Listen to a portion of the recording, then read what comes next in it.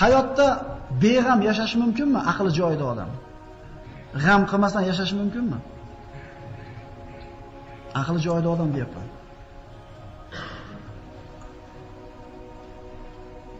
Mumkin bo'lsa, hamma shu fikrga qo'shiladimi?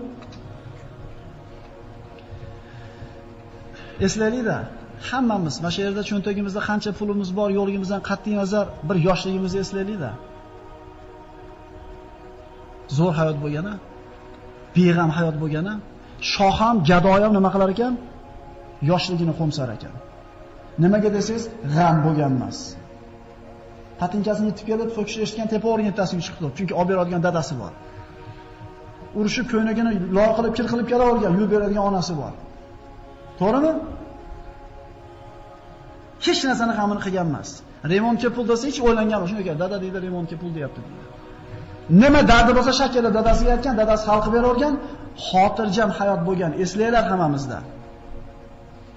Shunaqa yashash mumkinmi katta bo'lgandan keyin? Hech o'ylanib ko'rganmizmi shuni?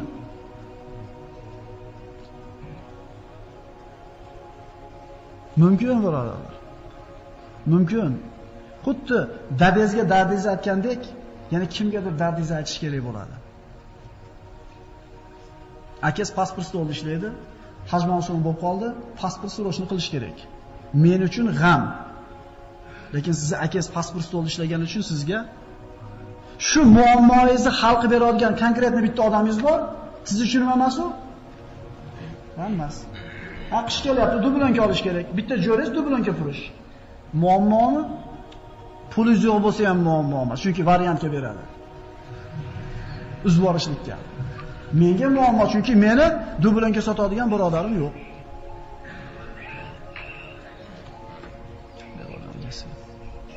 Aytmoqchi bo'lganim, sizni muayyan bir muammoingizni hal qilib beradigan bitta odamingiz bo'lsa, shu muammo sizga nima emas? Muammo emas, problema emas. Mana yosh bolalik paytimizda hamma problemamizni otamiz hal qilib bergan, suyanchig'imiz bo'lgan, biz uchun g'am bo'lmagan. Hayotda katta bo'lganda shunday yashash mumkinmi? Qanaqa mumkin? Mana shu tavakkul haqida gaplashamiz. Allohga tavakkal qilgan el na talqonni, na qalqonning g'amini yer degan ekan So'folloh. Shu tavakkul haqida gaplashamiz. Nima u tavakkul? Allohga tavakkal deymiz. Nima tavakkal deydi? Aksariyat odam endi tavakkal dedi, otni baylab tavakkal qilishdi deydi. Xo'p, to'g'ri, o'sha tavakkal nima siz bilmaydi. O'sha bilmaganligimiz uchun qiylanyapmiz birodarlar. Bilmaganligimizdan hayotimiz mashaqqatdan chiqmayapti. Tavakkul bu boyaga aytganimizdek suyanish. Mana bir qancha esi bor odamlar masjidga joylashayotganda ustun tagiga o'tirgan, ana shu suyanishlikni hisobini olgan. Mana suyanmayotganlarda beli tolyapti. Lekin suyanib olgani beli tolmayapti. Hayotda xuddi shunaqa birodarlar. Hayotdagi g'am tashvishlarini Robbisiga topshirib qo'ygan odam go'yoki devorga suyanib o'tirgan odamga o'xshaydi. Endi g'amini Allohga topshirishga aqli yetmagan odam xuddi devorga suyanmay, o'zini yukini o'zi ko'tarib beli tolgan odamga o'xshaydi. Birodarlar, beg'am yashash mumkin. Bitta g'am bilan yashash kerak faqat. Allohni rozi qilishlik g'ami bilan. Alloh taolo aytayapti, meni rozi qilishlik g'ami bilan yashagin, hamma muammoyi meni zimmamga hadislarda kelyapti. Lekin topshira olmayapmiz Allohga g'amni. وَمَنْ يَتَوَكَّلْ عَلَى اللَّهِ فَهُوَ حَسْبُهُ إِنَّ اللَّهَ بَالِغُ أَمْرِهِ قَدْ جَعَلَ اللَّهُ لِكُلِّ شَيْءٍ قَدْرًا. Kim Allohga tavakkul qilsa, bas bu kishining hisobi, bu kishining hamma muammolari Allohning zimmasiga bo'ladi. Tushunali bo'ldimi? Allohga tavakkul qilsa, tavakkul degani hamma g'am tashvishni yig'ishtirib egasiga topshirib qo'yasiz, g'am qiladigan joyingiz faqat Alloh desin. Tarix qarasak, tavakkulchilar tiqilib yotibdi. Payg'ambarlar eng birinchi o'rinda. Ibrohim alayhisalom 17 yashar bolani eslaylik, oyoq qo'lini boylab, ana shu palaxponni kapkirga o'tkazib, o'tga otamiz deb turganda, bitta odam kelib qo'ylar, bu yosh odam, yosh yigit ekan, bilmay qo'ydi, bitta odam himoyasiga o'tmadi. Ibrohim alayhisalom tamomiy xotirjam, g'amni Robbisiga topshirib qo'ygan. Senlar aytgan bo'lamidi? Alloh aytgan bo'ladi deb cho'chimay o'tiribdi. Hasbunalloh va ni'mal vakil dedimi? Otishdi. Uchib ketyapti havoda. Rivoyatlarda Jibril alayhisalom keldi. Alaka haja Ibrohim. Ibrohim bizga xizmati yo'qmi deb keldi.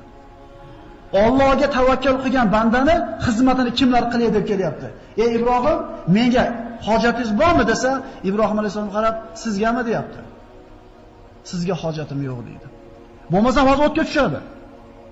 Allohga suyanishlikda tomoni cho'qqisini ko'ring tavakkulda. Sizgami deyapti? Ya sizga hojatim yo'q deydi. Ammo Robbimga hojatim bor, biroq Robbimga gapirishim ham hojati yo'q deyapti. Ya'ni nima qilyapti? Bilib turibdi menga nima kerakligini.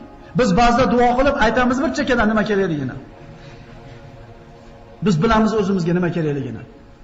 Allohni o'ziga topshirib qo'yib, Parvardigor menga nima kerakligini sen mendan ko'ra yaxshiroq bilasan. Alloh akbar deya olmaymiz biz. Biz bilamiz o'zimizga nima kerakligini. Tilimizda aytmasa yetmaydiganga o'xshaydi. Birodarlar, qo'lingizni ochib Parvardigor, o'zingga tavakkul qildim deyinda, Alloh o'zi biladi sizga nima yaxshi, nima yomonligini. Mushkuli ham shu yerda-da, biz o'zimiz bilamiz bizga nima kerakligini. Robbimizga tashamaymiz, biz o'zimiz bilamiz nima kerak. Bizning muammoimiz ham shunda. Yomg'ir farishtasi keldi rivoyatda. Parvardigor, do'sting Ibrohimni o'tkirg'itishdi. Izn ber, yomg'irni o'chirib qo'yay suv bilan dedi. Yomg'ir yog'dirib, o'tdi. Ibrohim alayhisalom bunaqa suyangan bandasini Jabroilga ham, yomg'ir farishtasi ham qo'ymadi. Kutmagan joydan rizqlantirib qo'ydi. Aytdi-ku, quyida shunaqa sabablar bor. Agar buni biz zo'r qoyim qilib qo'yadigan bo'lsak, birodarlar, biz kutmagan joydan olib kelib qo'yadi. 2 marta, 3 marta hayotingizda ko'ring-da, problemingizni siz kutmagan joydan hal bo'lib ketganligini. Qarang orqani, Allohga tavakkul qilib g'am qilmadingiz. Gap bu yoqda ekan u. Qaytib birovga dardingizni aytmay qo'yasiz. Alloh bir mushkula bersa, qarab turar ekan. Qani kimdan so'raydi yechimini? Biz unga yuguramiz, bunga yuguramiz, bo'lmaganda oxirida Alloh deymiz. O'zi aslida boshida Alloh deb turib yugurish kerak emasmidi?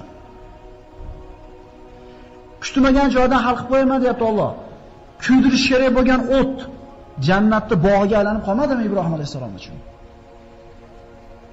Sizni boshingizni tupikka tiqadigan odam yechim bilan keladi o'zi aslida. Tushunalingmi? Biz shunga ishona olamizmi? Biz ishona olamizmi? Tavakkulchilar ustozlari, payg'ambarlar. Musa alayhissalom 600 mingta yahudiyni yetaradi. Dengizni bo'yiga borganda Firavn orqadan ko'rindimi? Inna mudrakun dedi yahudiylar. Bo'ldi dedi, Firavn yetib keldi orqadan. O'sha zamonda eng kuchli armiyasi Polli Voyojonni keldi orqasidan. Qirib tashlash uchun keldi. Cho'chishdi yahudiylar. Bo'ldi, pishdik dedi. Ibrohim Musa alayhisalom kalla inna ma'i robbi sayahdi yo'q dedi. Robbim men bilan albatta yo'l ko'rsatadi dedi.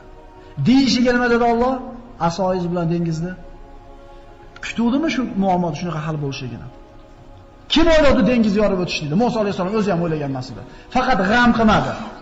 Men Alloh aytgandaqa yashay, Allohga suyaning, Alloh yo'l ko'rsatadi dedi. Dengiz yorib chiqib ketdimi? Birodarlar, tavakkal qilgan kishilarda tarixda minglab misolini topsa bo'ladi. Biz o'zimiz qila olamizmi shu ishni? Biz bunday qaraymiz. Men bu mashinani tekis qilib qo'yib beraman deysiz. Javob deysiz. Qadam bilasiz taqsir, orib qolarsiz, o'lib qolarsiz, svet o'chib qolar, qo'lish sinib qolar. Yo'q, men qilib beraman deysiz. Men gapimga javob beradigan bitta o'g'il bola, gapli o'g'il bolaman deysiz. Ismoil alayhisalomni men sizni so'yaman nima deysiz desa, inshaalloh sabr qilganimni ko'rasiz deyapti. U bitkizib beraman deb, prosta chidab beraman deb o'zida bor sifat, sabr. Inshaalloh sabrli ekanligimni ko'rasiz deb o'zidagi sifatni ham kimga yopishtiryapti? Ishonishmagan ular o'zlariga. Akasiga ham, dadasiga ham, qaynotasiga ham ishonmagan. Ular Allohga suyangan ular.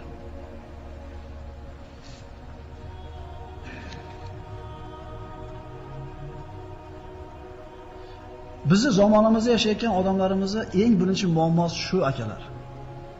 Shu pul masalasini, rizq masalasini to'g'ri hal qilib olsak, inshaalloh ibodatda ham huzur topib qolamiz. Un qimmatlasa ham xotirjam bo'lamiz. Tovarimiz muzlab qolsa ham xotirjam bo'lamiz. Endi nima bo'lar ekan demaymiz. Nima deymiz? Allohda aytgani bo'ladi. Zo'ra. Misol o'ylanaversangiz, siqilaverasiz, bo'g'ilaverasiz, tugamaydi muammo, to'g'rimi? Kechqurun uyqusiz kelguncha o'ylandingiz. Bir narsa hal bo'lib qoldimi? O'zingizni nervingizni kemirgan qoldingiz. Ertaman turdingiz, problema yana turibdi. yana siqilasiz. Agar siz boshida Allohning aytgani bo'ladi, Parvardigor, men faqat o'sha muammoda hal bo'lishi sababini qilib qo'yaman, natija seni qo'lingda deb qo'yganimizni bilasizmi? Qanaqa xotirjamlik bo'lardi? Ya bo'ldi, xotirjam bo'ling, men qilib beraman, uka, desa bitta odam. Hali ishingizni. Hali pasportni stolda akasi bor, oshingiz keldi, bo'ldi, men qilib beraman, olib keldi, pasport oldimi? Xotirjam bo'lib qolasiz. Voy kelyapti konteyner, bitta beraman shu mashinamdan deb olib bitasiz. Variantga. Bitta odamning gapi sizni qalbingizni qanaqa bir ko'tarib yuboryapti. Endi Allohga suyanishni bilgan odam qana yashar ekan?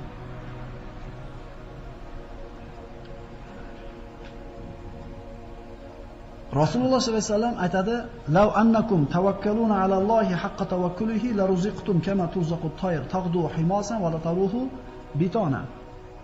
Agar sizlar deyapti Rasululloh, haqiqiy tavakkul qilishdi, tavakkul nima edi? Nima edi tavakkul Allohga? Qanaqa suyanamiz? Natija haqida g'am qilmaymiz, mehnat qilamiz, sababni qilamiz. O'sha kiyida olayotgan bo'lsak, kamonni cho'zamiz, shamolda rashotini olamiz, keyingi qadamni sotib qo'yib yorib turib, endi kimdan bu yog'i? Tegsa ham Allohdan, tegmasa ham Allohdan. Qo'lingizdan kelganda hunaringiz bilan motorni yig'dingiz, endi bosadigan payt keldi. Kimdan bu yog'i? Ana. Mashi tavakkal. Natija haqida g'am qilmaslik. Mehnat qilinadi, lekin natija haqida siqilinmaydi. Agar sizlar deyapti Rasululloh, rosakamiga tavakkul qilishni bilganinglarda, sizlarni qorningizlarda Alloh taolo xuddi qushni qornini to'yg'izganda to'yg'izib qo'yadi deydi. 3 yil bo'ldi, 1 metr qor yog'di. Qushlar qirilib ketdi machidan. 1 metrda o'yib kira olmasdi ular. Butun yer yuzini bosdi, mana shu viloyatini bosdi deb o'sha 1 metrlik qor. O'lib qoldimi qushlar? Endi nima bo'larkin, bu deb bo'lmabdi bu yil. Endi nima qilamiz? Non 10 so'm bo'pti. Birodarlar, agar ishonavering, agar rizqingiz bo'lsa o'lmaysiz, yashayverasiz. O'lmabsizmi demak, rizqingiz bor.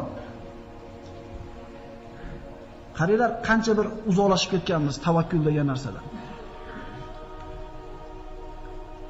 Qush albatta ertaman qonni och uchib chiqib ketar ekan, kechki payt albatta qonni to'q qaytar ekan. Bu mo'jiza bu.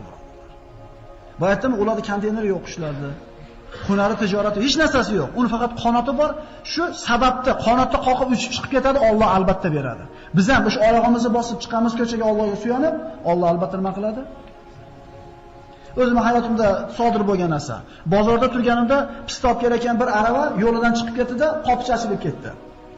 Qopini eng tagidan bir aravasiga ilashib qolib turib, bir yarim kilocha pista to'kildi. Pistani egasi aravakashni so'kdi, qarab turibman, men guvohman shunga. Yerdan qolgan pistani yig'di, yana qanaqa qopni tagidan yirtildi. Agar tevasdan tushganda, endi tevasda turganda tushishi mumkin bo'lsa ham ustidan tushishi kerak, lekin tagidan tushmasdi, shunday emasmi? Hali odam ketdi, 5 minutdan keyin qarasam, subhanalloh, 4 ta michcha rizqini teryapti hali yerda. Qopni tagiga tushgan pista donalari. U to'kilish kerak emas hech qachon, chunki tayda qopdi.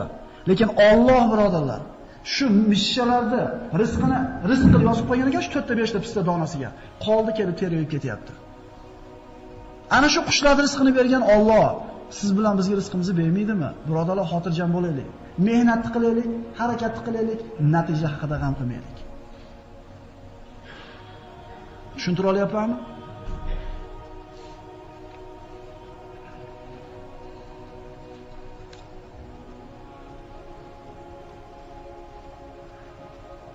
Bitta darsga sig'maymiz.